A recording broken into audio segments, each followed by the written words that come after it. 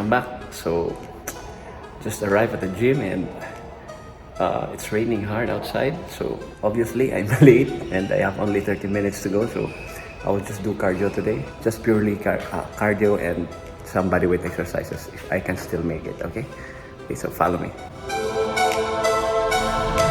Greetings chosen, I've been waiting here for you since the beginning of this universe. You know the world is fading, there's a secret power hidden in your soul. Don't be afraid to use it, 'cause you're the one, you're the one, you're the one, you're the one.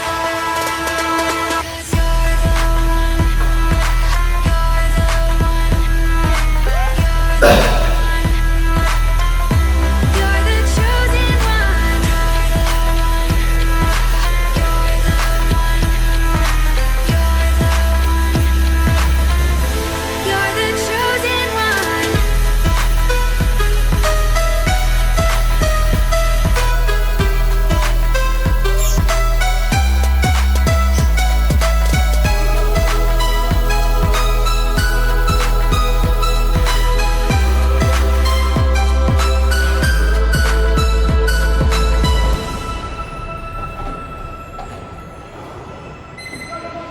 Greetings chosen, I've been waiting here for you since the beginning of this universe. You know the world is fading, there's a secret power hidden in your soul. Don't be afraid to use it. There are voices in your head saying that you're a failure. You're not good enough, but you know that's not true. There is a secret power hidden in your soul. Don't be afraid to use it, 'cause you're the one. You're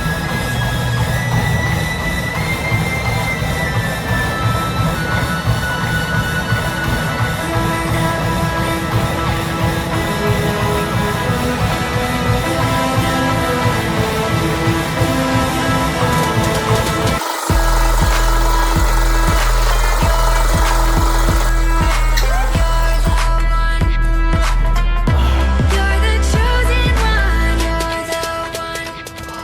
That's it for a warm-up exercise. Warm up. I burned 90 calories just on the treadmill for 8 minutes, and also did 8 minutes on the stationary bike. Okay, so we will go to my favorite place or area in the gym. So I'll be doing exercises. I have only 15 minutes more left, and I'll be doing fat burning exercises. So today, no more. I don't count my repetitions. I'll just do it up to failure. We'll start.